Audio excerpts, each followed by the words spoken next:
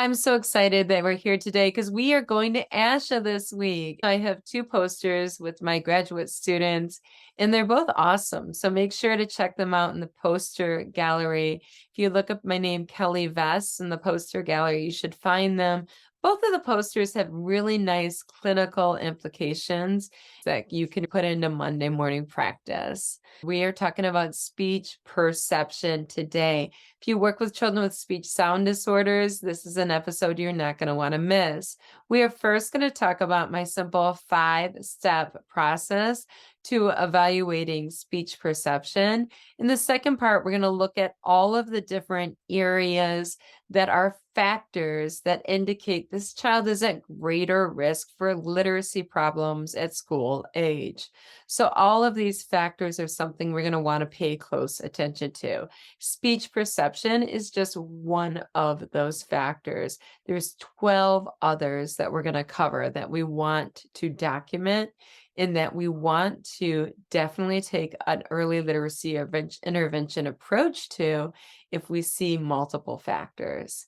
So first, let's talk about the 5-step process. What I like to do is simply give the child a single word speech sound disorder test. And when I do, I like to put little miniature post-its on the items that the child scores incorrectly on.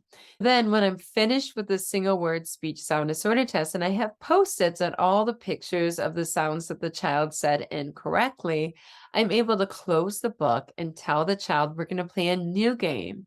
And this time I'm going to say the pictures and the child's going to be the teacher. And the child's going to say thumbs up if I say the word correctly and thumbs down if I said it wrong.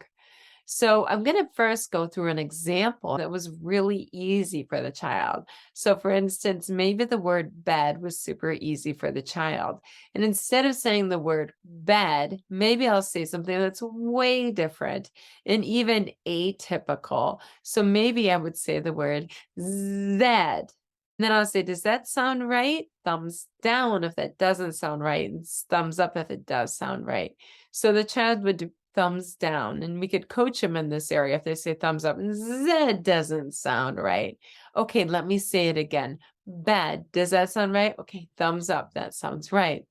So then I'm going to go and I'm going to do that same process with every single one of the items. So what I need from the child is I need the child to get both correct for me to give the child credit that the child's perceiving the sound accurately. So then I'm going to go to the next item. The child said date for gate. So what I'm going to say is I'm going to say date. Did I say that correctly? And if the child's like, yeah, you said that correctly, I'm automatically going to say that that child misperceived the sound, even though afterwards I'm going to say, now let me try it again. Gate. Did I say it correctly that time? The child has thumbs up for gate, then it's still going to be marked 0 correct.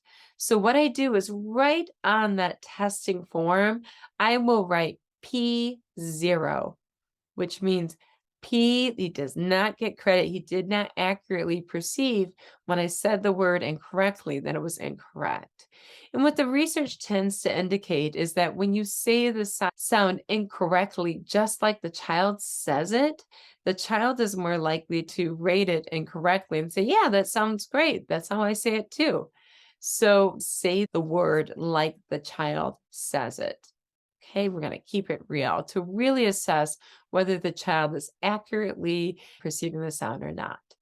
So suppose that the child has 10 errors and we go through these 10 errors and only 3 of the times the child was accurately on both of the times. When you said it inaccurately and when you said it accurately, and you're going to randomly say it accurately first or inaccurately the second time each time. So the child's like, every time she's going to say it wrong the first time. I get her game, and the second time she says it right every time. So you're just going to randomly mix those up. Sometimes they say it right the first time. Sometimes they say it wrong the first time. So each word, you're going to say it each way on each of the problems. And if they get it wrong one of those times, then it's going to be a P0. They did not perceive it correctly. If they get it right both of the times, you're going to say P1. They did perceive it correctly. Then at the end, you're going to divide it by the total number. So they had 10 10 incorrect, they perceived it correctly 3 times, so they have a 30% accurate perception. You can add that in one sentence to the report.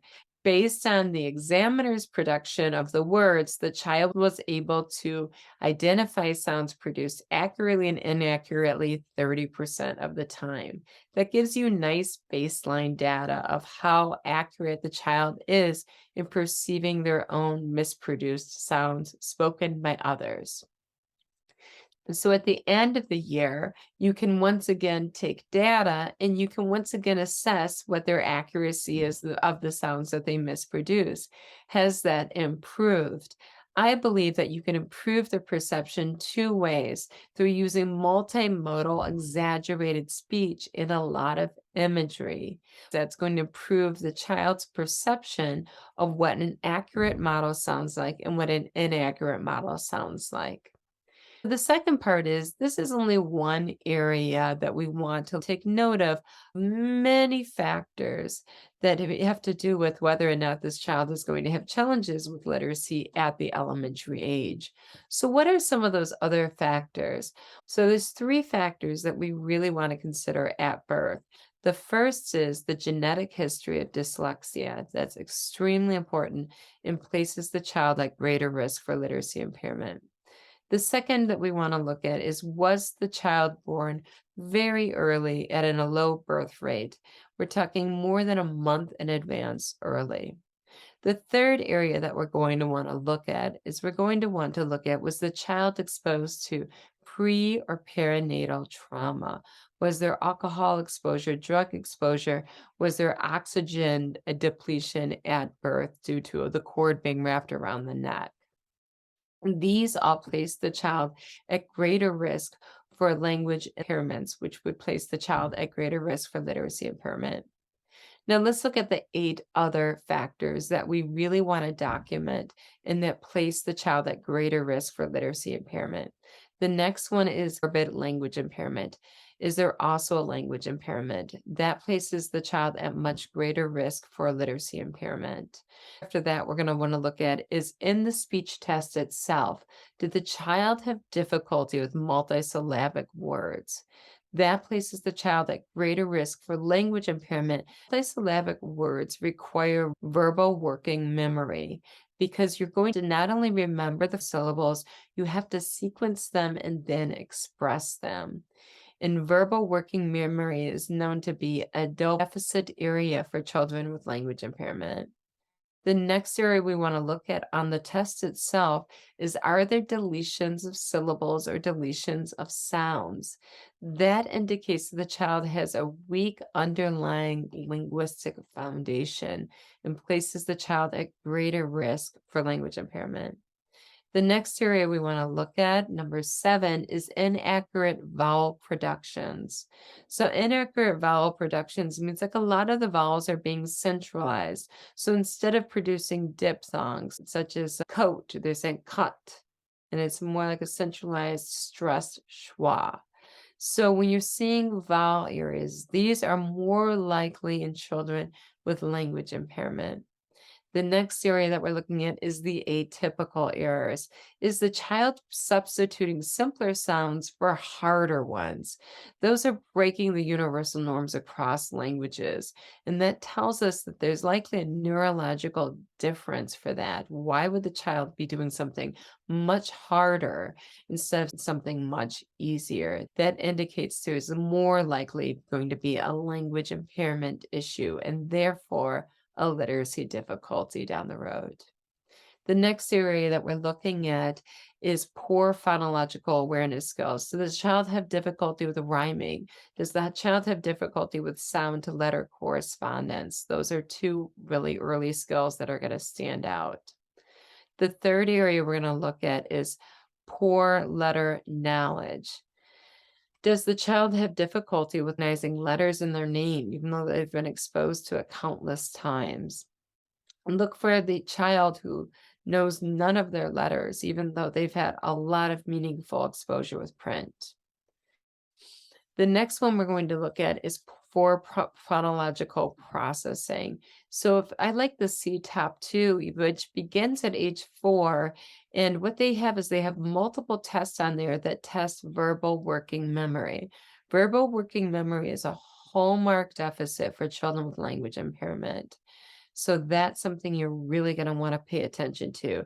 Tests such as sentence repetition, nonsense word repetition, digit repetition. These are tasks that are very indicative of language impairment and therefore very indicative of risk for literacy impairment. And lastly, what about attention? We're finding a lot of children have attention and executive function issues. These are the children that are turning from activity to activity. These are the children that are unable to complete a multiple step direction, such as putting your coat on and your boots, and they end up halfway across the room. They're not independently able to follow a routine with a beginning and a middle and an end due to executive function issues. These underlying foundational skills that are required, such as attention, such as working memory, such as cognitive flexibility, are very much required in learning to read. So we're looking at these dozen skills in addition to the child's accuracy and speech perception as being one tiny puzzle piece of many. Not all puzzle pieces are the same size. The children we know that are most likely to have difficulty with literacy are those that have a genetic disposition, such as dyslexia in the family, or children with language impairment. When we put all of these pieces together, we have a clearer picture of who is at risk for literacy impairment. So if you're looking for more information on literacy, in my speech sound disorders chapter, you're going to find one chapter devoted to how you can work on literacy intervention within the context of speech sound disorders. There's also a stimulability assessment to look at the child's stimulability to produce sounds. I want you to take all of this information, roll up your sleeves, and make the world a better place, one child at a time. You're first.